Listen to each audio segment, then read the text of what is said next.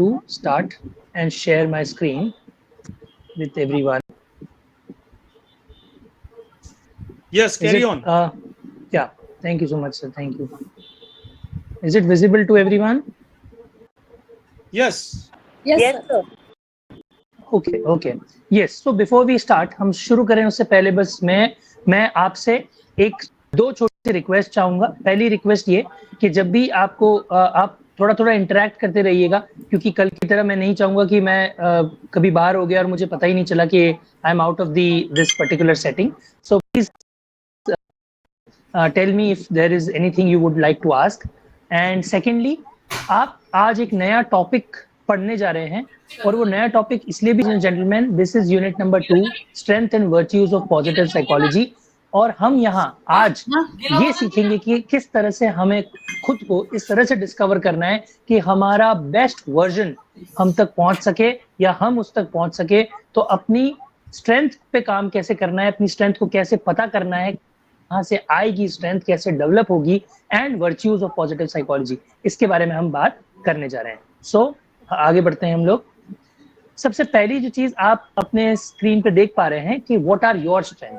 अगर आप फिर से वही 5 सेकंड लेकर सोचेंगे कि आपकी स्ट्रेंथ क्या है, तो आपको अपने दिमाग में एक पिक्चर बनना शुरू होगी और आपको ये समझ आएगा कि कुछ ऐसी चीजें हैं जिसमें आप दूसरी चीजों से अच्छे हैं और शायद बहुत अच्छे हैं। वही चीज शायद आपकी स्ट्रेंथ हो सकती है। क्या वो आपका वर्च्यूज है, क्या वो आपकी स्किल्स हैं, क्या वो आपका टैलेंट है, वो एग्जैक्टली है क्या। तो वो चीजें जो है वो हमें धीरे धीरे इस पीपीटी के खत्म होने तक काफी कुछ पता लग जाएगा। इसी के साथ हम जब आगे बढ़े तो जैसे कि हमें हर बार कोशिश करता हूँ कि आपके लिए कोई ना कोई वार्म अप एक्टिविटी लेकर आऊं, तो उसी की ऐसी एक वार्म अप एक्टिविटी है जिसमें हमारा एक थॉट कि आप उस मोमेंट के बारे में सोचिए जहां आप अपने आप पर बहुत ज्यादा प्राउड करते हो। वो कौन सा मोमेंट होता है और वो क्या एग्जैक्टली वो चीज होती है जब आप वो कर रहे होते हो तो आपको लगता है कि हाँ, I am very proud of my self. Secondly, ये आप इसको ऐसे भी देख सकते हो कि ऐसी वो एक चीज जहां पर आपको सबसे ज्यादा कॉम्प्लीमेंट्स मिलते हैं। तो ये दोनों कहीं ना कहीं सेम है कि ऐसी चीज जो आपको बहुत ज्यादा पसंद है, आप बहुत अच्छी तरह से करते हो, आपको अपने पर प्राउड भी महसूस होता है और कॉम्प्लीमेंट भी सबसे ज्यादा मिलते हैं।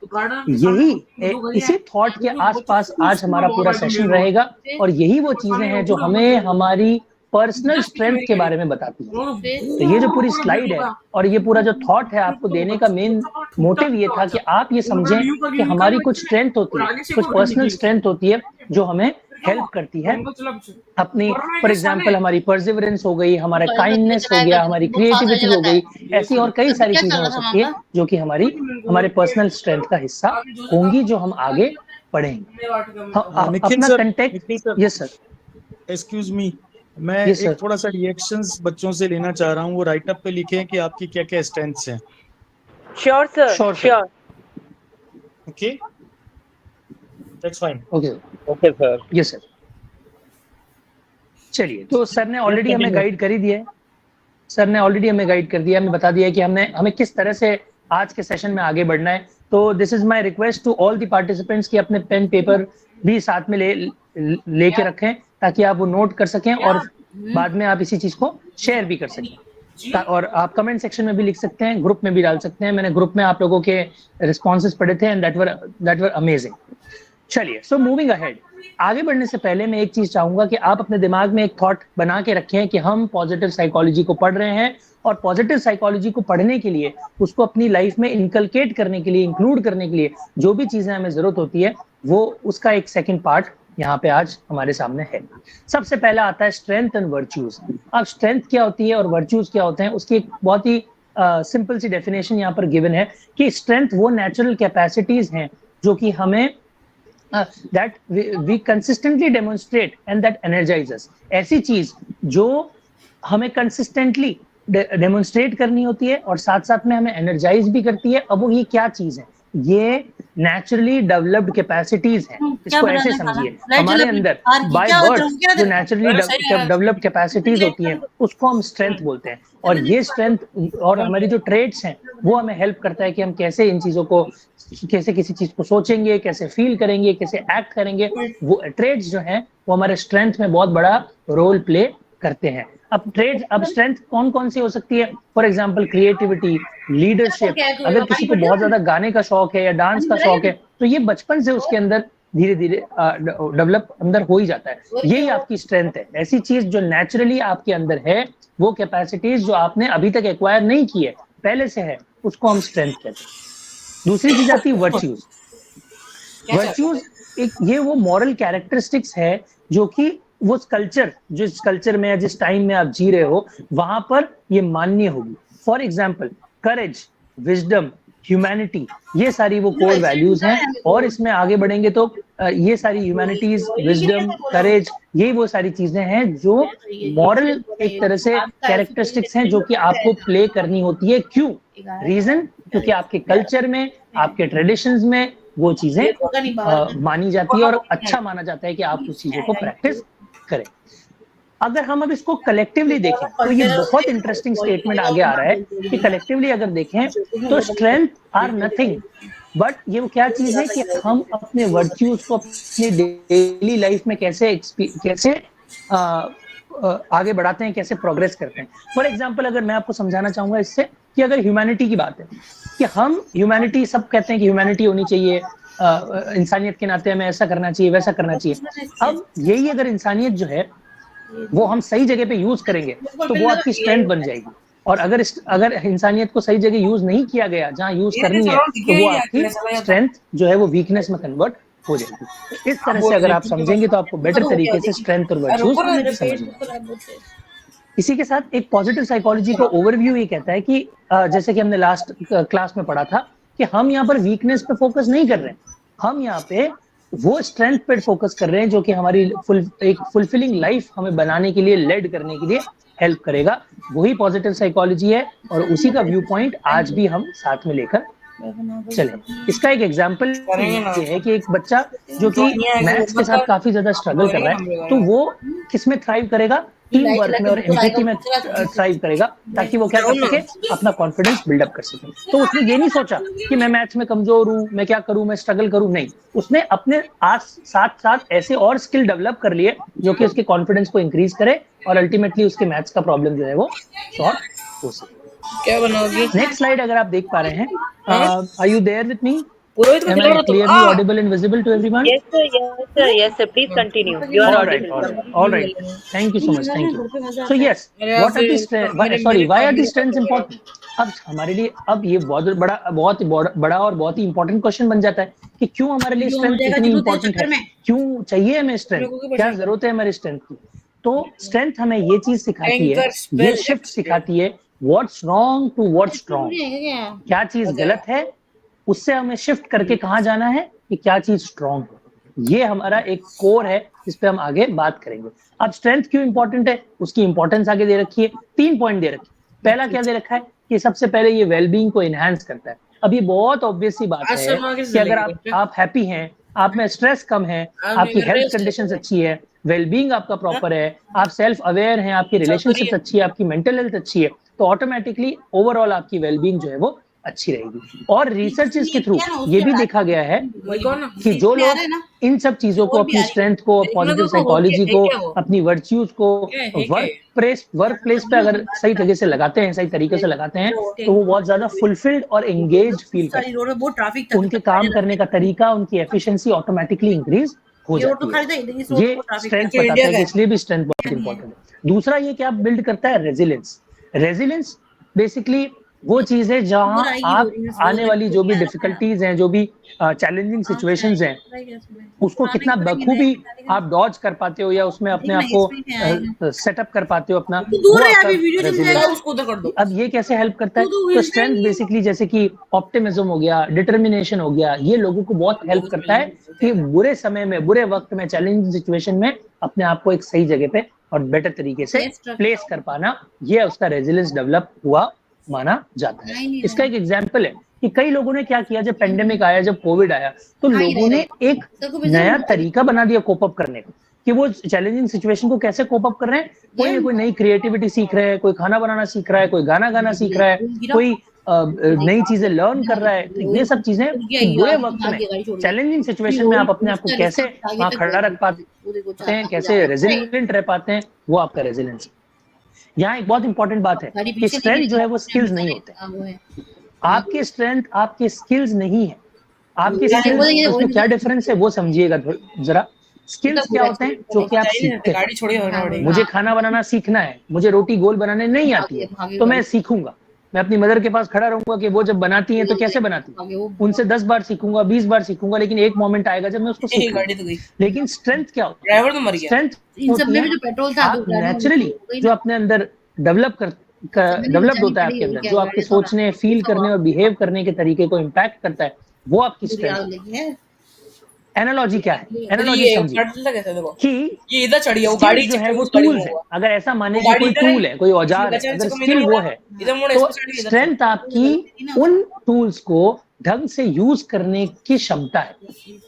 आप किसी चीज को कितनी अच्छी तरह से यूज कर सकते हैं। आपके पास गाड़ी तो है, पर उस गाड़ी को कितनी अच्छी तरह से आप चला सकते हैं, वो आपकी स्ट्रेंथ है। और आपकी गाड़ी क्या है? एक तरह से आपकी स्किल्स।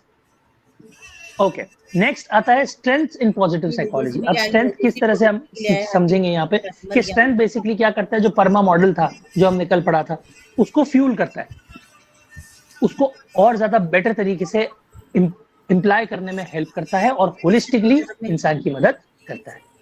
अब आता है क्लासिफिकेशन ऑफ स्ट्रेंथ। अब हमने स्ट्रेंथ को किस पार्ट में डिवाइड किया है, कैसे डिवाइड किया है, वो थोड़ा देखते हैं। उससे पहले ये जानना जरूरी है कि फिजिकल ट्रेट्स की तरह ही साइकोलॉजिकल ट्रेट्स भी होते हैं, और इनको भी हमें स्टडी करने की रिक्वायरमेंट है, क्योंकि ये भी हमें अप्लाई करने की जरूरत पड़ेगी। अब कैसे पड़ेगी, कहाँ पड़ेगी? हमारे पर्सनल ग्रोथ में, हायरिंग में, टीचिंग में, थेरेपी में, और भी कई सारी जगह पे हम अपनी स्ट्रेंथ को अप्लाई कर सकते हैं और किया जा सकता है। 2 मेजर सिस्टम बनाए गए हैं ताकि हम स्ट्रेंथ को क्लासिफाई कर सके। कैसे कैसे क्लासिफाई करेंगे? पहला है गैलप्स क्लिफ्टन स्ट्रेंथ, और सेकंड है VIA classification of character strength. अब आपको हो सकता है ये नाम बहुत ज्यादा बड़े लग रहे होंगे, टफ लग रहे होंगे, लेकिन बस आप मेरे साथ साथ रहिए इस पूरे क्लास में, और आपको बहुत इजी तरीके से हमें वे आउट मिलेगा, जहां हम समझेंगे कि कितना इजी है दोनों चीज। देखिए, this is important and this is the major part of unit 2। चलिए आगे बढ़ते हैं। गैलप्स क्लिफ्टन स्ट्रेंथ, अब बेसिकली ये है क्या, ये क्या चीज है, ये क्यों बनाया गया है? तो इसको आगे पढ़ने से पहले मैं आपको एक आइडिया दे देना चाहता हूँ कि डोनाल्ड क्लिफ्टन ने और गैलप ने, जो कि स्ट्रेंथ साइकोलॉजी के फादर भी कहलाते हैं, डोनाल्ड क्लिफ्टन बेसिकली फादर कहलाते हैं, फादर ऑफ स्ट्रेंथ साइकोलॉजी। उन्होंने बहुत सारी रिसर्च की, कई डेकेड्स तक रिसर्च की, और उन्होंने ये पाया कि ऐसा क्या चीज है जो लोगों को सक्सेसफुल बनाता है उनके काम में और उनके लाइफ में, और इसके बेस पे उन्होंने ये चीज निकाली। उन्होंने ये देखा कि अगर हम ऐसी चीजें करें, ऐसा कुछ फाइंड आउट करें, एक ऐसा एक असेसमेंट टूल बनाएं जिसके बेसिस पे हम लोग ये पता लगा पाएंगे कि कैसे आप अपने स्ट्रेंथ का पता लगा सकते हो, कैसे आपको पता लग सकता है कि आप किस चीज में अच्छे हो, और उन चीजों को सही जगह पे यूज कर पाए। जैसे अगर मैं आपको और सिंपल लैंग्वेज में समझाऊं, तो हमारी जो करियर काउंसलिंग होती है वो भी कुछ इसी तरह से होती है कि हम उस बच्चे की सारी स्ट्रेंथ, वीकनेसेस, सब कुछ निकालते हैं, उसके लिए उसके जो बेस्ट करियर्स हैं वो उसको देते हैं ताकि वो अपने करियर में एक्सेल कर सके। बिल्कुल वैसा ही कुछ यहाँ पे है। इसका पर्पस ये था कि ये टैलेंट थीम पे फोकस करें, ऐसी चीजें जो कि थॉट्स, फीलिंग्स, बिहेवियर्स के पैटर्न्स को समझें और उसके अकॉर्डिंग वो चीज फाइंड आउट करें, और ये भी चीज कहीं ना कहीं पता लगे कि इंडिविजुअली कैसे अपना बेस्ट परफॉर्म कर सकता है। तो बेस्ट परफॉर्म कब कर पाएगा? तब जब उसे अपनी स्ट्रेंथ पता होगी। स्ट्रेंथ कब पता होगी? जब हमारे पास इतना एक अच्छा असेसमेंट टूल अवेलेबल। अब चाहे हम इसको लीडरशिप में यूज करें, परफॉर्मेंस में, करियर ग्रोथ में, कहीं भी इसको यूज किया जा सकता है। इस गैलप क्लिफ्टन स्ट्रेंथ असेसमेंट को और क्या कहते हैं? इसको कहते हैं स्ट्रेंथ फाइंडर। तो क्योंकि हमारी स्ट्रेंथ को फाइंड करने में हेल्प करता है। इसमें इंडिविजुअल्स जो है वो ये डिस्कवर कर पाए कि हमारे जो यूनिक टैलेंट्स हैं, हमारे जो स्ट्रेंथ है, उन्हें हम आइडेंटिफाई कर पा रहे हैं। हमें ये पता लग रहा है कि on the basis of on their most recurring patterns of thoughts, feelings and behaviours, अब हम कैसे पता कर पाएंगे? इसमें दे रखी है 34 थीम्स। 34 थीम्स को 4 डोमेन में सब डिवाइड किया गया है। आप ये समझिए कि ट्रेड्स हैं, उनके क्लस्टर बनाए हुए हैं। इस तरह से गैलप क्लिफ्टन ने इस असेसमेंट को आगे बनाया है। अब ये एक असेसमेंट टूल है, हम बात कर ही चुके हैं, जो कि डॉन क्लिफ्टन और गैलप ने बनाया था। जो कि गैलप इनकॉर्पोरेशन के चेयरमैन भी थे, उनका फोकस हमेशा स्ट्रेंथ पे रहा है कि आप आइडेंटिफाई करो और बिल्डअप करो एक नए स्ट्रेंथ, और रादर देन कि हम लोग सिर्फ वीकनेस पे फोकस करें। हमने ये सब कहाँ पढ़ा है? ऑफ कोर्स पॉजिटिव साइकोलॉजी में पढ़ा है कि वीकनेस पे फोकस ना करते हुए हम लोग स्ट्रेंथ पे फोकस करें। हाँ, इंडियन इसकी इंडस्ट्री टैलेंट टैलेंट है। डिस्कवरी, इसका मेजर जो काम है वो है टैलेंट को डिस्कवर करना, ताकि उन्हें समझ में आए कि नेचुरल टैलेंट कैसे समझा जाता है, कैसे संभाला जाता है, और उसको किस तरह से बेस्ट पॉसिबल तरीके से यूज कर सकते हैं। अब इसकी एक अच्छी सी इक्वेशन है कि अगर आप अपने टैलेंट को सही जगह इन्वेस्ट कर पा रहे हैं, आई रिपीट, क्या अगर आप अपने टैलेंट को सही जगह इन्वेस्ट कर पा रहे हैं तो वो आपकी स्ट्रेंथ है। ये गैलप और क्लिफ्टन ने अपने इस असेसमेंट के थ्रू समझाया है। इसमें क्या होता है कि जब ये टेस्ट आप कर लेते हैं तो इसमें एक पर्सनलाइज रिपोर्ट आती है। असेसमेंट को खत्म करने के बाद एक रिपोर्ट आपको मिलती है जो कि ये बताती है कि 5 अलग-अलग कौन-कौन से डोमेन्स हैं जहां आपकी सबसे अच्छी स्ट्रेंथ है, और उसके बेसिस पे आपको गाइड किया जाता है। जैसे कि एक स्टूडेंट है, वो अच्छा लर्नर हो सकता है, उसके इनपुट्स अच्छे हो सकते हैं, वो एम्पैथेटिक हो सकता है, पॉजिटिविटी उसके अंदर हो सकती है, और कम्युनिकेशन उसका अच्छा हो सकता है।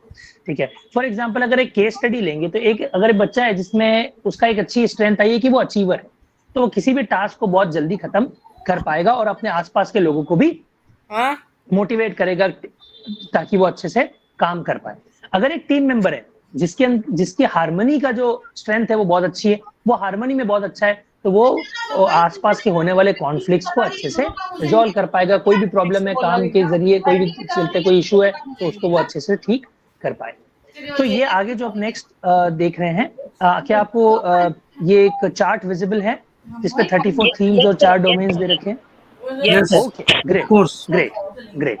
सो 4 चीजें, 4 डोमेन्स दे रखे हैं जिसके बारे में हम आगे और अच्छे से रीड करेंगे अपनी इस डिटेल में, कि गैलप ने 34 स्ट्रेंथ की थीम बनाई थी। उस थीम को उसको लगा कि ये तो बहुत ज्यादा है, तो इसको 4 पार्ट में डिवाइड करना पड़ेगा, तो उसने 4 डोमेन्स बना दिए।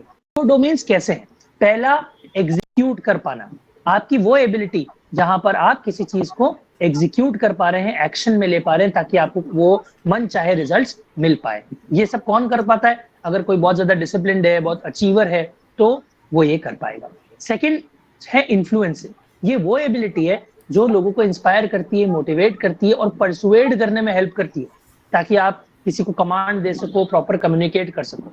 आप अगर इसको ढंग से समझेंगे तो हम साइकोलॉजिस्ट और साइकोलॉजी के जो स्टूडेंट्स हैं उनके अंदर ये एबिलिटी कई ज्यादा अच्छी होती है, क्योंकि हम लोगों को किसी चीज के लिए कन्विंस करना, समझाना, सही रास्ता बताना, परसुएड करना, जहां पर जैसा रिक्वायरमेंट है वो सब चीजें करना अच्छे से कर पाते हैं। थर्ड इसका जो डोमेन है वो है रिलेशनशिप बिल्डिंग, क्योंकि ये उस चीज पे एम्फेसिस करता है कि आप लोगों के साथ कनेक्ट करें, अच्छे स्ट्रॉन्ग रिलेशनशिप्स बनाए दूसरों के साथ में। और इसमें कौन से चीजें काम आती है कि आपका एम्पैथेटिक होना, आपका हार्मनी के साथ काम करना, लोगों को सबको साथ लेकर चलना, एक टीम की तरह, एक ट्रू लीडर की तरह, वो होती है रिलेशनशिप बिल्डिंग। फोर्थ जो डोमेन है वो है strategic thinking. Strategic thinking basically ये है कि हमारे पास ये एबिलिटी होती है कि हम एनालाइज कर सकें कि किस तरह की सिचुएशन हमारे आसपास बन रही है, हमें इस सिचुएशन में चैलेंजेस आएंगे या प्रॉब्लम्स आएगी या क्या आएगी, उसके अकॉर्डिंग हमें डिसीजंस लेने हैं, अपना प्लान उसके अकॉर्डिंग करना है, फ्यूचर उसकी तरह से उसके अकॉर्डिंग बनाना है। तो ये मतलब मुसीबत समय, प्रॉब्लम्स वाले समय में अगर ये जो अच्छी तरह से सोच पाता है, स्ट्रेटेजिक थिंकिंग कर पाता है, प्लानिंग कर पाता है, वो ये फोर्थ वाला डोमेन होता है। और इसमें जो लोग अच्छे से लर्नेड लोग हैं, ये इंटेलेक्चुअल लोग हैं, वो ज्यादा बेटर तरीके से काम करते हैं। तो ये हमने जो पढ़ा वो क्लिफ्टन और गैलप का स्ट्रेंथ फाइंडर एक असेसमेंट टूल था, जिसमें 4 डोमेन के जरिए लोगों की स्ट्रेंथ को फाइंड आउट किया जाता है ताकि वो पॉजिटिव साइकोलॉजी को अप्लाई कर पाए। Alright, next we have VIA classification overview. क्या यहाँ तक आप सभी को समझ आ गया है? हम आगे बढ़ सकते हैं audiences? Yes, Nikhil, I want to quote one of the statement. Nikhil, I just beginning you for few moments. I just written it. Yes, great leaders execute with precision, influence with authenticity, build strong relationships, and think strategically to inspire lasting change. So these are the 4 जो आपने classification बताए हैं, ये चारों को incorporate करके एक great leader बना जा सकता है. That's very important. Absolutely sir, absolutely. आपने चारों ही डोमेन्स को एक पूरे सेंटेंस में बांध दिया है, हमारे लिए लर्न करना बहुत इजी हो जाएगा. Thank you so much sir. Okay, so आगे बढ़ते हैं. नेक्स्ट जो हमारा VAE क्लासिफिकेशन है, ये सेलिगमैन और पीटरसन ने डेवलप किया था. इनका मेन फोकस ये था कि आपका कैरेक्टर और मॉरल डेवलपमेंट, इसको किस तरह से फाइंड आउट किया जा सकता है. 2004 में इन्होंने ये डेवलप किया था और ये इन्होंने एक साइंटिफिक फ्रेमवर्क बनाया था जिसकी वजह से हम लोग वर्च्यूज और स्ट्रेंथ पे काम कर सकते हैं मॉरल फिलॉसफी के अकॉर्डिंग, और ग्लोबल ट्रेडिशंस जो हमारे आसपास चले आ रहे हैं उसमें हम लोग इसके थ्रू अगर हम काम कर सकते हैं. बेसिकली इनका, अगर मैं बहुत लेमन लैंग्वेज में आपको ये बताऊं कि आसपास की जो चीजें चली आ रही है उसमें हम अपने मॉरल डेवलपमेंट पे कैसे फोकस करें, अपने वर्च्यूज पे कैसे फोकस करें, अपने स्ट्रेंथ पे कैसे फोकस करें, वो इनका आइडिया ऑफ मेकिंग दिस था. अब बात करते हैं इसके स्ट्रक्चर पे. जैसे पिछले वाले में 34 डोमेन्स थे, इस वाले में भी 24 कैरेक्टर स्ट्रेंथ्स हैं, जिसको सेलिगमैन और पीटरसन ने 6 यूनिवर्सल वर्च्यूज में डिवाइड किया है. अब वर्च्यूज क्या है, हमने पहले भी पढ़ा था कि जो भी हमारी क्वालिटीज हैं, जैसे कि हमारी विजडम, ये सारी चीजें जो है ये हमारी वर्च्यूज के अंदर आती है. ऐसी चीजें, ऐसी मॉरल क्वालिटीज हमारी जो है, जो हमारे आसपास के लोग हमसे एक्सपेक्ट करते हैं कि हम इस तरह से बिहेव करें, वो हमारी वर्च्यूज है. स्ट्रेंथ मैंने आपको बताया कि these are the ways we practice, जैसे कि क्यूरियोसिटी, लव ऑफ लर्निंग, ये सब हमारी स्ट्रेंथ है जो कि ऑलरेडी हमारे अंदर डेवलप होकर आती है. अब कैरेक्टर स्ट्रेंथ के बारे में बात करते हैं. जो VIA ने क्लासिफिकेशन दिया है कि चॉइस 24 पॉजिटिव ट्रेट्स थे, जिसको 6 वर्च्यूज में डिवाइड किया गया है. 6 ऐसी चीजों में 6 पिलर्स बनाए गए हैं. पहला है विजडम, दूसरा है करेज, तीसरा है ह्यूमैनिटी, चौथा है जस्टिस, पांचवा है टेम्परेंस, और फिर है ट्रांसेंडेंस. जो भी वर्ड आपको टफ लग रहा है कोई प्रॉब्लम नहीं है, हम आगे इसको और अच्छे से पढ़ेंगे, समझ आ जाएगा.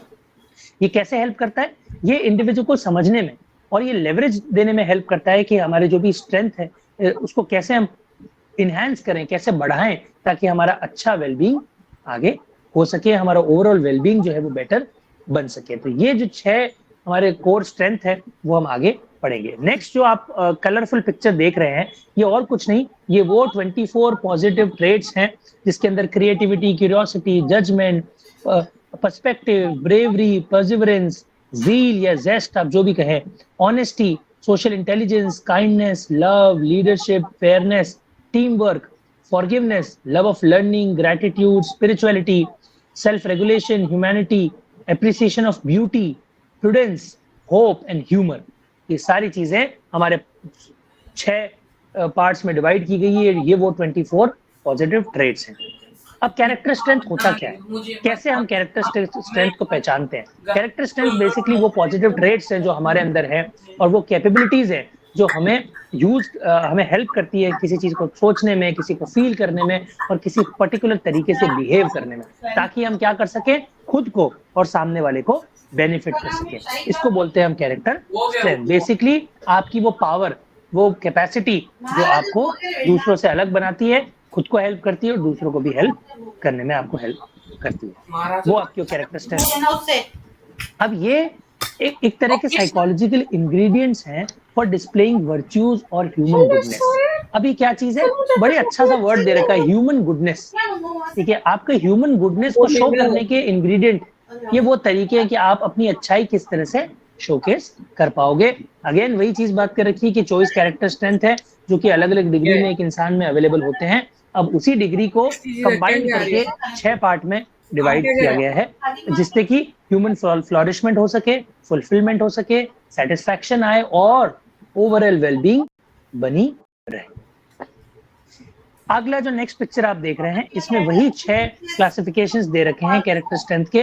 पहला है विजडम, फिर आता है करेज, फिर आता है ह्यूमैनिटी, फिर आता है ट्रांसेंडेंस, जस्टिस और मॉडर्नाइजेशन. इसके अंदर अपनी कई सारी चीजें इसमें गिवन है, जो किस तरह से इसको डिवाइड किया गया है. जैसे विजडम के अंदर क्रिएटिविटी आता है, करेज के अंदर जेस्ट आता है, ज़ील आता है, ब्रेवरी आता है, ह्यूमैनिटी में लव आएगा, ट्रांसेंडेंस में एप्रिसिएशन ऑफ ब्यूटी आएगा, जस्टिस के अंदर फेयरनेस, लीडरशिप, टीम वर्क आएगा, मॉडर्नाइजेशन के अंदर मास्टरी, सेल्फ कंसेप्ट, ये सारी चीजें चलिए अब इसको थोड़ा बेटर तरीके से समझने की कोशिश करते हैं कि यहाँ हम जैसे पिछली बार में हम लोग असेसमेंट टूल था, हम लोग स्ट्रेंथ और वर्च्यूज फाइंड आउट कर रहे थे क्लिफ्टन और गैलप में। यहाँ VIA का जो क्लासिफिकेशन है, वहां का जो कैरेक्टर स्ट्रेंथ है, उसमें हम क्या करने की कोशिश कर रहे हैं?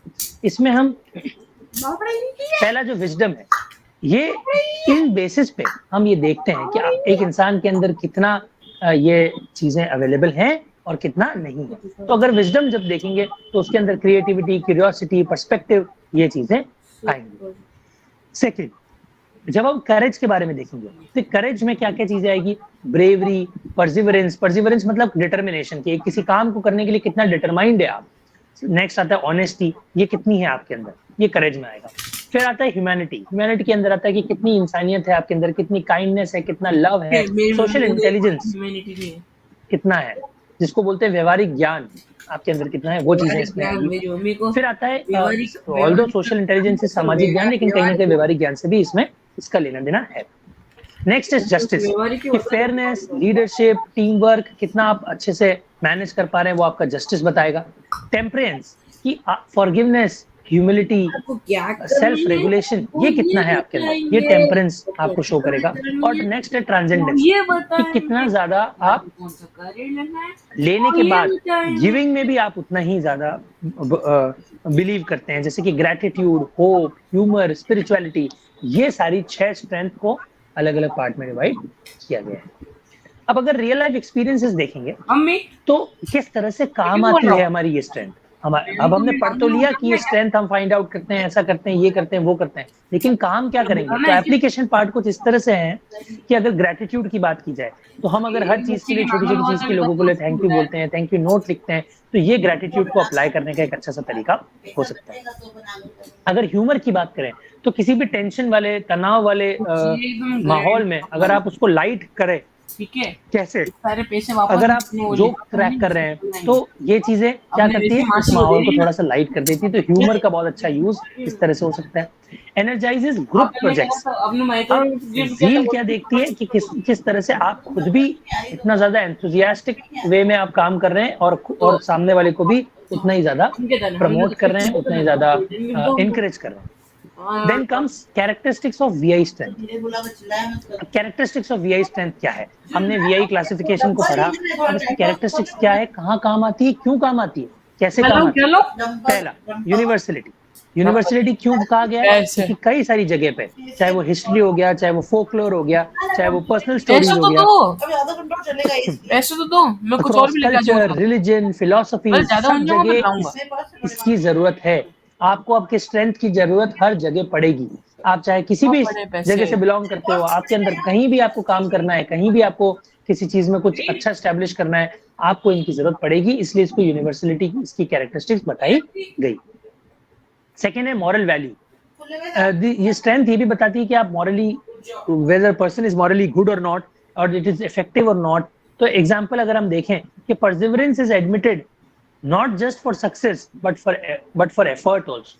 Perseverance मतलब आप कितना determined हैं किसी काम को करने के लिए। अब यहाँ एक बड़ा ही अच्छा सा एग्जाम्पल दिया है कि आप किसी काम को इसलिए नहीं करते क्योंकि आपको सक्सेस ही मिले, बल्कि आप इसलिए भी करते हैं क्योंकि आप अपने एफर्ट को शो करना चाहते हैं कि यहाँ मैं एफर्ट डालने की काबिलियत रखता हूँ, चाहे मुझे सक्सेस मिले या failure.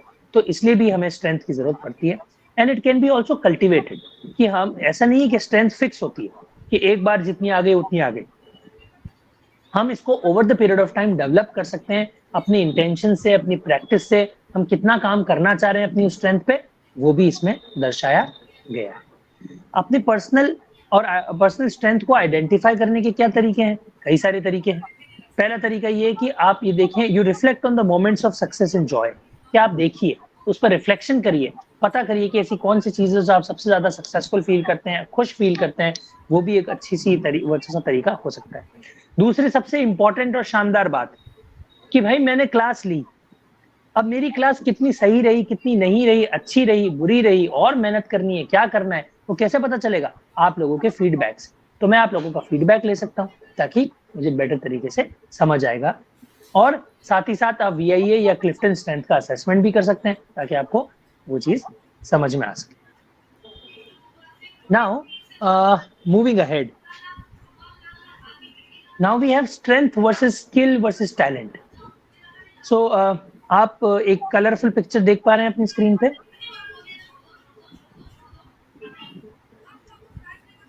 Hello, am I audible? Yes, sir. Yes, sir. Okay, perfect. तो यहाँ पे ये चीज जानना बहुत जरूरी है. आप कई सारे सर्कल देख पा रहे होंगे और ये सर्कल आपस में जुड़े हुए हैं.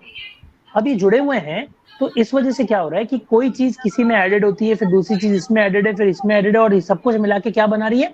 हमारी स्ट्रेंथ. तो अब इन सब के बीच की एक थोड़ी सी थिन लाइन होती है, एक बारीक सा फर्क होता है. वो फर्क समझना जरूरी है. स्ट्रेंथ क्या है? स्ट्रेंथ है एनर्जाइजिंग ट्रेट्स जो हमारे अंदर हमारे बर्थ से अवेलेबल होते हैं, जो कि हमें एनर्जाइज करते हैं. For example empathy. स्किल क्या है? स्किल है learned abilities.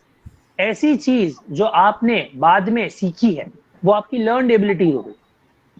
For example coding या हॉर्स राइडिंग या गार्डनिंग या कुकिंग या सिंगिंग, ये सब मेरी स्किल्स हो गई. टैलेंट्स क्या है? वो होते हैं आपके नेचुरल पोटेंशियल. नेचुरल पोटेंशियल मतलब आपने इस चीज को डेवलप नहीं किया है, अंदर ही अंदर आपके अंदर वो चीज पहले से डेवलप है. कोई बहुत अच्छा ड्राइंग करता है, कोई बहुत अच्छी सिंगिंग करता है, तो ये सब उनके टैलेंट्स होते हैं. तो ये कुछ बारीक डिफरेंसेस हैं जो कि स्ट्रेंथ, स्किल्स और टैलेंट को बाइफरकेट करते हैं. अब आता है कि हम अपनी स्ट्रेंथ को डेली लाइफ में यूज कैसे करें. स्ट्रेंथ को सबसे अच्छी यूज करना है तो सबसे पहला, जो एक बच्चा जब बड़ा होता है, अपने एडोलेसेंस एज में होता है, अगर वो इसको पढ़ रहा है या आपके थ्रू उसे पता लग रहा है, तो सबसे पहले एकेडमिक्स में इसका यूज किया जाता है. एकेडमिक्स में कैसे यूज किया जाएगा? अगर हम परसिस्टेंस की बात करें कि कोई बच्चा अपने काम को लेकर बहुत परसिस्टेंट है, बहुत ज्यादा कंसिस्टेंट है किसी काम को करने के लिए, and it also help use persistent to push through the difficult subjects. अलग अलग सब्जेक्ट्स में को बेटर बनाने के लिए, उस पर काम करने के लिए, अपने आप को पुश देने के लिए कोई बच्चा अगर कंटिन्यूसली उस पर काम करता है, तो ये एक बहुत अच्छा एप्लीकेशन हो सकता है. लव ऑफ लर्निंग को यूज करना to stay curious and explore new topics. अब ये कैसे हेल्प करता है कि कोई तो लोग होते हैं जिनको लगता है कि ठीक है, करना है तो कर लेते हैं, नहीं करना है तो इट डजंट मैटर. कुछ लोग ऐसे होते हैं जो बहुत ज्यादा क्यूरियस है कि नए टॉपिक्स को एक्सप्लोर करना है, नई चीजों के बारे में पढ़ना है, नई रिसर्चेस करनी है. तो उनका लव ऑफ लर्निंग जो है वो उनकी एक स्ट्रेंथ है जो वो डेली लाइफ में अपनी यूज करते हैं, नई चीजों के बारे में जानते हैं, समझते हैं और उसको अप्लाई करने की कोशिश करते हैं. नेक्स्ट जो सबसे बड़ा पिलर है वो है रिलेशनशिप्स. कि अगर हमारे अंदर एम्पैथी है, काइंडनेस है, ठीक है, तो ये हमारी फ्रेंडशिप को स्ट्रॉन्ग बनाता है. बॉन्ड, जबरदस्त स्ट्रॉन्ग बॉन्ड इसका हमारा बन सकता है. और ये हमारी, मैंने आपको कल भी पढ़ाया था, ये हमारी ओवरऑल वेलबींग में भी बहुत हेल्प करता है. Next is gratitude. Gratitude builds emotional bonds. कि ग्रैटिट्यूड कैसे काम करता है कि हम जब ग्रैटिट्यूड प्रैक्टिस करते हैं तो हम लोगों से, आसपास की चीजों से, खुद से बहुत अच्छी तरह से कनेक्ट करते हैं. और जब कनेक्ट करते हैं तो वो हमारी इमोशनल बॉन्ड्स को और इमोशनल क्वोशेंट को इंक्रीज कर देता है. तो ये इस तरह से भी रिलेशनशिप में हम लोग इसको यूज कर सकते हैं अपनी स्ट्रेंथ को daily life. Third important thing is personal growth. अब हम ऐसे गोल्स बनाएं, ठीक है, we are setting such goals which is using strength in increasing motivation. अब हम ऐसे गोल्स बना रहे हैं जो कि हमारे स्ट्रेंथ से रिलेटेड है. फॉर एग्जाम्पल, कोई बच्चा बिजनेस से रिलेटेड बहुत अच्छा है, लेकिन उसको साइंस दिला दिया या उसको ह्यूमैनिटीज दिला दिया, तो वो काम सही ढंग से नहीं कर पाएगा. लेकिन वो बच्चा अगर बिजनेस में बहुत अच्छा है और उसको बिजनेस ही करने के लिए मोटिवेट किया गया, तो वो इंट्रिंसिकली मोटिवेट हो जाएगा. उसको किसी बाहर की पुश की रिक्वायरमेंट है ही नहीं, वो ऑटोमेटिकली काम करने लगेगा. तो इस तरह से ये पर्सनल ग्रोथ में यूज किया जा सकता है. इसका एक बड़ा ही अच्छा एग्जाम्पल है कि एक स्टूडेंट है जो जिसके अंदर अचीवर्स क्वालिटी है, वो क्या कर सकता है, in Gallup can plan the productive study schedules. वो अब क्या कर रहा है कि वो बच्चा अचीवर है. अब क्योंकि वो अचीवर है तो उसको कोई ना कोई ऐसी काम करना है जो कि प्रोडक्टिव होगा, तो वो स्टडी स्केड्यूल्स बना रहा है और उसको प्रोडक्टिवली अप्लाई कर रहा है. अब अप्लाई कर रहा है तो कुछ अच्छा सक्सेसफुल हो रहा है, अचीव कर रहा है, और अचीव कर रहा है तो उसकी ये क्वालिटी कहीं ना कहीं अप्लाई हो पा रही है. तो इस तरह से हम जो अपनी स्ट्रेंथ को जो पहचाना है, हमने कैसे पहचाना है, एक तो क्लिफ्टन और गैलप के स्ट्रेंथ फाइंडर से पहचाना है, और दूसरा VI क्लासिफिकेशन के स्ट्रेंथ से हमने पहचाना है, और इसको हमने डेली लाइफ में इस तरह से यूज किया है. So this was the basics of unit number 2, जिसमें हमारे पास 3 टॉपिक थे। हमने सबसे पहले इन चीजों के बारे में जाना कि स्ट्रेंथ क्या होती है, वर्च्यूज क्या होते हैं, टैलेंट क्या होता है, स्किल्स क्या होते हैं। उसके बाद हमने 2 मेजर चीजें पढ़ी, जिसमें पहला था हमारा गैलप और क्लिफ्टन और दूसरा था हमारा VIA क्लासिफिकेशन। और इनकी मदद से, ये दोनों क्या हैं, ये दोनों असेसमेंट टूल्स हैं जिनकी मदद से हमने ये फाइंड आउट किया कि हम लोग स्ट्रेंथ को फाइंड आउट कर सकते हैं। एक बच्चे की, एक इंसान की जब स्ट्रेंथ फाइंड आउट हो जाती है तो उसको क्या करना है, किस तरफ जाना है, किस तरह से काम करना है, ये बहुत इजीली हम लोग मार्कअप कर पाएंगे, उनको समझा पाएंगे। और सेम ऐसा ही काम हम लोग being a psychology student, being a psychologist करते हैं, जहां हम लोगों को करियर लेवल पे, एकेडमिक लेवल पे, इमोशनल लेवल पे, बिहेवियरल लेवल पे, कॉग्निटिव लेवल पे, सोशल लेवल पे, रिलेशनशिप लेवल पे, फैमिली लेवल पे, करियर लेवल पे, हर जगह पे उन्हें हेल्प करते हैं, उन्हें समझाते हैं, सही पाथ चूज करने में हेल्प करते हैं, ताकि वो बेस्ट अपनी स्ट्रेंथ को पहचाने, उस स्ट्रेंथ को अप्लाई करें और उसके अकॉर्डिंग उसको उन्हें पॉजिटिव रिजल्ट्स मिले और वो ओवरऑल अपना गोल जो है वो अचीव कर सके। क्या गोल है? To remain positive, to practice positivity and to get a very good physical health, mental health, as well as achieving the right state of wellbeing. So ये कुछ टॉपिक्स थे जो यूनिट नंबर 2 के थे। Thank you so much for listening it and I am open to your questions. आज मैंने इसको थोड़ा सा जल्दी इसलिए भी खत्म किया है क्योंकि मैं चाहूंगा कि आप अपने इंटरेक्शंस, अपने क्वेश्चंस मुझ तक पहुंचाएं ताकि हम उसके ऊपर एक अच्छी सी बात कर सकें।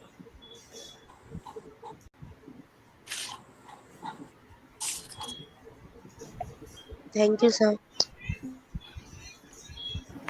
Thank you, sir. Yes, so thank you so much. किसी के भी जो भी क्वेश्चंस हैं, please feel free to ask. Sir मेरा क्वेश्चन है एक। यस, बताइए प्लीज। सर स्ट्रेंथ और टैलेंट में क्या फर्क है? मतलब क्योंकि स्ट्रेंथ आप बोल रहे हैं कि नेचुरली होती है ना, स्किल लर्नड एबिलिटीज है, तो सर टैलेंट्स उससे कैसे डिफरेंट है, वो मुझे थोड़ा समझ। ये बेसिकली एक ही चीज कह सकता हूं मैं सेम नहीं कहूंगा, मैं सिमिलर कहूंगा किरण जी। ये इसलिए डिफरेंट, थोड़ा सा हेयर लाइन, मैंने आपको बताया था, मैंने एक टर्म यूज किया था कि बहुत बारीक डिफरेंस होता है, बहुत हेयर लाइन डिफरेंस होता है। वो इसलिए क्योंकि टैलेंट जो है, स्ट्रेंथ वो चीज है जो आप कोर, जिसको बोलते हैं ना, कोर स्ट्रेंथ है कि मुझे फॉर एग्जाम्पल मैं ड्रॉ कर सकता हूँ, ओके, मैं कुछ ड्रॉ कर सकता हूँ। अब उस ड्रॉ करने की टैलेंट से मैं ड्राइंग कर रहा हूँ, स्केचिंग कर रहा हूँ, पेंटिंग कर रहा हूँ, क्रोशे कर रहा हूँ, या जो भी कर रहा हूँ, ये मेरे टैलेंट है। मेरी कोर स्ट्रेंथ से मैं कई सारे टैलेंट को निकाल सकता हूँ। जी ठीक है सर। तो ये शायद यस स्ट्रेंथ हमारी नेचुरल जो चीज है उसको डिफरेंट वेज में मतलब दिखाना टैलेंट है। एब्सोल्युटली। और स्किल्स वो चीज है, इसी के साथ में स्किल जुड़ जाता है। तो स्किल वो चीज है कि आपने एक्स्ट्रा क्या लर्न किया। आप जब when you were born, you were not born with क्रूशिएटिंग, है ना, क्रूशे वाला जो आपको पहले नहीं आता था, लेकिन आपने स्किल डेवलप करी अपने अंदर बाद में, वो आपकी स्किल कहलाएगी। जी जी, thank you sir, thank you so much. Okay, I'll just want to add few things regarding this question. जी सर। Regarding talents, so अगर हम define करें talents को simple words में, it's a natural, it's inborn abilities. We can call it as just like an aptitude. aptitude की बात करते हैं साइकोलॉजी में, वही aptitude की बात talent है। ओके। और इसके नेचर की बात करें तो ये कहें it is innate in nature, something you are born with. जी। ओके और जब डेवलपमेंट की बात करें टैलेंट की, how the talent can be development present early in life can be refined with practice. Okay, more or less कहना चाहिए कि परमानेंट नेचर होता है, लेकिन हम प्रैक्टिस के द्वारा मॉडिफाई कर सकते हैं। फॉर एग्जांपल म्यूजिकल टैलेंट की बात कर सकते हैं, एथलेटिक एबिलिटी की बात कर सकते हैं, मैथमेटिकल एप्टीट्यूड की बात कर सकते हैं, आर्टिस्टिक इंस्टिंक्ट की बात कर सकते हैं, क्विक रिफ्लेक्सेस की बात कर सकते हैं। तो ये कह सकते हैं कि ये नेचुरल इनबॉर्न एबिलिटी या एप्टीट्यूड है। और जहां तक स्ट्रेंथ की बात की जाए, these are developed, okay, they are consistent patterns of the behavior, they are consistent patterns of your thought process, your feeling that produces the positive outcomes. Okay, और जहां तक स्ट्रेंथ की नेचर की बात करें, इट कैन बी इनेट और learned also. Okay. Often a combination of talent, knowledge and skill is known as a strength. Okay. Just repeating the statement, it is a combination of talent, knowledge and skill. Okay. जहाँ तक develop करनी हो strength के लिए, it requires a lot of effort, experiences की जरूरत है और कॉन्शियस प्रैक्टिस की जरूरत है. जी. स्ट्रेंथ्स की एग्जांपल्स में हम बात कर सकते हैं. You can take leadership, empathy, discipline, resilience, communication. So हम ये कह सकते हैं कि स्टेटमेंट के बीच में strengths are cultivated over time and can grow with effort. Effort लगा के हम इसको ग्रो कर सकते हैं. कल्टीवेटेड ओवर टाइम, ये पौधा ऐसा है जो थोड़ा थोड़ा डेवलप्ड है, लेकिन टाइम के साथ डेवलप होगा. और अगर हम एफर्ट लगाएंगे तो हमारी स्ट्रेंथ भी डेवलप होती जाएगी. Talent becomes a strength and it is developed intentionally. जैसे अगर इंटेंशन के साथ में अगर आप टैलेंट को डेवलप करते हैं तो इट बिकम्स योर स्ट्रेंथ. जैसे एग्जांपल के लिए, a person with natural talent for music में develop the strength of discipline in creativity by learning instruments and composing new ideas also. So मैं यहाँ एक छोटी सी बात और करना चाहता हूँ. हमारे बीच डॉक्टर निखिल है, इन्होंने एक मूवी में भी काम किया है. वो एक तरह से ये कहना चाहिए कि एक टैलेंट था नेचुरली, उसको उन्होंने स्ट्रेंथ, म्यूजिक में इनका इंटरेस्ट था, म्यूजिकल एप्टीट्यूड अच्छा है, सम सॉर्ट ऑफ गाने बहुत गाते हैं, यूट्यूब वगैरह पे शेयर करते हैं. यूट्यूब पे नहीं, आई थिंक कहीं शेयर भी करते हैं. Will discuss about. उन्होंने धीमे धीमे अपनी इस टैलेंट को स्ट्रेंथ बनाने की कोशिश करी है. So this is the basic relationship और से difference between strength and the talent. Okay जी sir, thank you sir. Any more question? Khushboo Bohra raised a hand. खुशबू.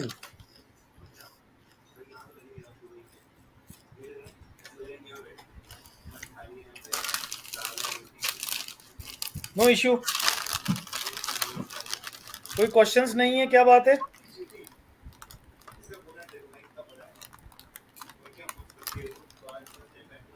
हम तो ऐसा सोचते हैं कि अगर प्रश्न पूछने को कहा जाए तो प्रश्न पूछ लेना चाहिए. समाधान, कोई समस्या है उसको शेयर कर लेना चाहिए, तो समाधान अपने आप आ जाएगा.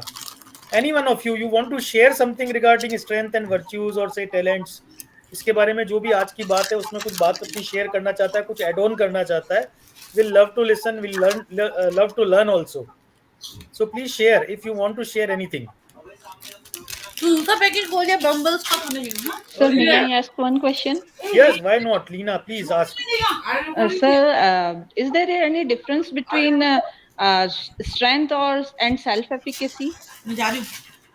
Strength and self-efficacy. Yes, sir. Nikhil, you take, then I'll take. Yes, sir, surely. Basically, I would say strength, talent, self-efficacy, ये सारे जो भी टर्मिनोलॉजीज हैं, हम कई बार इन्हें इंटरचेंजेबली यूज करते हैं because they have very minor differences between them. Self efficacy अगर हम बात करें अबाउट द डेफिनेशन वाली अगर हम बात करें कि it is that thing, it is that ability कि आप जो अपने अंदर डेवलप करते हैं. सेल्फ एफिकेसी की डेफिनेशन ये है कि आप जो अपने अंदर डेवलप करते हैं वो आपकी सेल्फ एफिकेसी, आप कितने एफिशिएंट हैं किसी काम को करने के लिए, किसी टास्क को कंप्लीट करने के लिए. तो एक तरह से अगर आप देखा जाए तो ये स्ट्रेंथ के साथ में मिक्स होता है, मैच होता है. तो this is that difference. Yes. Okay, sir. Thank you. Thank you Just so much. adding few more things. What Nikhil has told, it's correctly spoken about the strength and the self-efficacy. Strength के बारे में तो हमने बहुत बात कर ली. I'll just talk little bit about self-efficacy also. It's also positive trait, or say should be considered in the positive psychology also. So this term is given by Albert Bandura. Okay. Yes, sir. खुद में ये विश्वास लाना कि मैं specific situations में किसी भी काम को कर रहा हूं तो उसमें मुझे सक्सेस मिलेगी. इट्स परसेप्शन ऑफ और से बिलीफ अबाउट योरसेल्फ, और से it's about your confidence. Okay, sir. Self-efficacy can be shaped by past experiences, through observations, through encouragement, and say properly maintaining your emotional state also. Focus इस बात का है self efficacy पे. Okay, I believe I can handle public speaking. I can solve this mathematical problem. I can manage stress very well. So how strongly you believe in your strength or ability? It's sort of in self-efficacy. Okay, sir. Thank you so much, sir.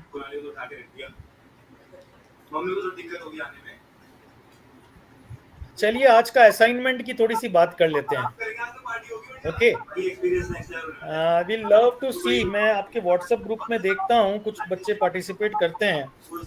Okay, वो participations में मुझे लगा है कि कुछ interest से सुन रहे हैं, कुछ ने ज्वाइन नहीं किया है, और कुछ लोग बाद में ये भी रिपोर्ट करेंगे कि सर हमने कनेक्ट करने की कोशिश की थी लेकिन हमारा टावर नहीं जुड़ पाया, हमारे कनेक्शन नहीं था, कट गया. Lot of things may be there, but I take it positive. Okay, मैं हमेशा पॉजिटिव होता हूँ बातों को, और वही समझता हूँ कि जितने लोग जुड़े इस बात को समझ पाएं, that will be more fruitful. So एक छोटा सा असाइनमेंट है. If you wish to share, because you are listening, you are learning, you are here for learning something. Okay, so अपनी 5 strengths को ज़्यादा भी लिख दे तो बहुत बढ़िया बात है. 5 टैलेंट्स को. ओके, 5 यू से जस्ट अभी जो क्वेश्चन पूछा लास्ट में लीना ने, उसके बारे में भी, about your self efficacy, how you rate your self efficacy. Think about it and write a single statement or say anything about this what you have learn today. एक स्टेटमेंट या कुछ राइटअप या कुछ भी आप व्हाट्सएप ग्रुप पे डालना चाहते हैं जरूर डालें. अभी मैं during the session also I have shared few of the things regarding, जैसे जैसे कंसेप्ट आ रहा था और मेरे दिमाग में आता जा रहा था, एक तरह से मल्टीटास्किंग हो रही थी. दिमाग प्रोवोक किया बहुत डॉक्टर निखिल ने. थैंकफुल टू डॉक्टर निखिल कि हमारे ब्रेन को फर्टिलाइजेशन हो रहा है हमारे ब्रेन का, और ये हमारे लिए बहुत अच्छी बात है कि हम किसी चीज़ में थॉट प्रोसेस में इन्वॉल्व हो जाते हैं अच्छी तरह से. सो मैं आपको ये ज़रूर कहना चाहता हूँ कि अपनी स्ट्रेंथ्स को, अपने टैलेंट्स को, अपनी वर्च्यूज़ को ये ज़रूर लिखें. और ये जो क्लासिफिकेशंस पढ़ाए हैं आज, जो बताए हैं एग्जैक्टली, इनमें आप अपने आप को कहाँ पाते हैं. नो डाउट बहुत कुछ सुन लिया हमने, कुछ भी ध्यान नहीं कितने कैटेगरीज थी, कितने डायमेंशंस थे, but will share this. Doctor Nikhil, you are requested to share immediately after completing this session in that particular group of positive psychology. Okay, so thank you. कल के बारे में excuse me sir. Yes, please. Sir एक छोटा सा Please, why not? कि क्या strength, जैसे कि अपन, हाँ सर, तो जो स्ट्रेंथ होती है सर, है ना, कि ये बाय बॉन्ड होती है हमारे अंदर. ठीक है, हमारा कम्युनिकेशन स्किल हो गया, अंडरस्टैंडिंग पावर हो गया, गुड लिसनर हो गए हम. ठीक है भाई, कई सारी होती है, सॉफ्ट स्किल होता है. लेकिन क्या sir strength according to situation, वक्त के साथ भी स्ट्रेंथ में बदलाव आता है, कुछ कम ज्यादा होता है? Absolutely. Yes. It is particularly mentioned in a statement when you will get the PPT. You can see that कि आप इस चीज को इंक्रीज कर सकते हैं over the period of time. आप इसको बेटर कर सकते हैं with your practice and with your intention. ये 2 वर्ड्स दिए हुए हैं कि आपकी कितनी इंटेंशन है, कितना आप क्रिएटिव है, कितना आप काम करना चाहते हैं, उसके अकॉर्डिंग आप अपनी स्ट्रेंथ को बढ़ा सकते हैं. It's mentioned there. Nicely responded. No need to say. Okay, so आज के लिए इतना काफी है. अगर आप असाइनमेंट में थोड़ा सा भी ध्यान दें, it's sort of an workshop. Okay, वैसे मैं आप सबको बोलने का मौका दूंगा last day of the workshop पे, क्योंकि हम बोलते रहेंगे. ऐसा लगता है कि इंटरेक्शन बोथ वे होना चाहिए, तभी मजा है वर्कशॉप का. और कितना अच्छा होता है कि हम सब आमने सामने बैठ के इन सारी बातों को डिस्कस कर रहे होते. But limitations are with us, but it is good number. Half century is covered. Okay, 50 बच्चे, अगर 50 जो पार्टिसिपेंट्स है, सॉरी, बट जस्ट मैं जब भी कुछ बात करने लगता हूँ तो मुझे लगता है स्टूडेंट्स ही हैं सामने सारे के सारे. मैं खुद भी एक स्टूडेंट ही हूँ. I just love to be, मैं स्टूडेंट ही रहना चाहता हूँ लाइफ टाइम. एनीवे, कल आज भी 50 जने अभी तक जुड़े हुए हैं. That's so nice. हमारे लिए जो वीडियो रिकॉर्डिंग का जो टाइमिंग है वो 1 घंटे का रहता है. ओके, सो हम इस सेशन को यहीं ख़त्म करते हैं इस प्रेयर के साथ कि सबका मंगल हो, ओके, और इस दुनिया में हर प्राणी का मंगल हो। We just want to spread few messages. हम एक जो कल कॉग्निटिव फ्लोज की बात कर रहे थे पॉजिटिव साइकोलॉजी की, उस कॉग्निटिव फ्लो में हम इसी तरह से बढ़ाते जाएंगे। I just request technical team to just वो स्क्रीन को शेयर कर दे।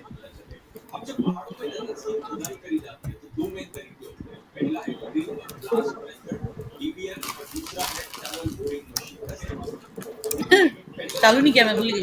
आई डोंट नो कितने लोग मेरी बात को सुन रहे हैं, समझने की कोशिश कर रहे हैं, बट मुझे ये लगता है कि हमेशा अगर कुछ बातें हैं जो डिस्कशन के काबिल है तो उसको जरूर डिस्कस करना चाहिए।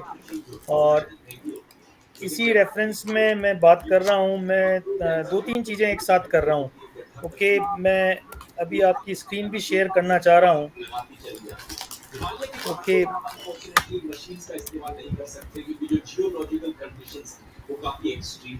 आपने स्कूल में पढ़ा होगा कि हिमालय की पहाड़ियां यंगेस्ट माउंटेन रेंज है दुनिया में, सिर्फ 40 से 50 मिलियन ईयर्स पुरानी, अभी भी ग्रो कर रही है। इसकी वजह से यहाँ की कंडीशंस काफी सेंसिटिव है और अनप्रेडिक्टेबल। ऐसी जगह पर भारी कंस्ट्रक्शन करने के कारण से जो हादसे होते हैं उन्हें सिर्फ एक्ट ऑफ गॉड का नाम नहीं दिया जा सकता, और फिर भी इंसान ऐसी हालातों में किसी न किसी बहाने से भगवान का एंगल ढूंढ ही लेता है। जो चल रहा है एक लोकल का कहना है कि यहाँ एक मंदिर हुआ करता था बाबा बौखनाथ। इस हाईवे को कंस्ट्रक्ट करने के लिए उस मंदिर को हटवाया, इसलिए ये हादसा हुआ। एक्चुअली ये मैन-मेड डिजास्टर के पीछे एक डिवाइन चल रहा ही नहीं है। पहली बार नहीं ऐसा किया गया। 2013 में जब केदारनाथ फ्लड्स हुए, कुछ लोकल्स ने ब्लेम किया कि ये इसलिए हुए क्योंकि धारी देवी की श्राइन को रिलोकेट किया गया। तेरा मंगल हो ये रे,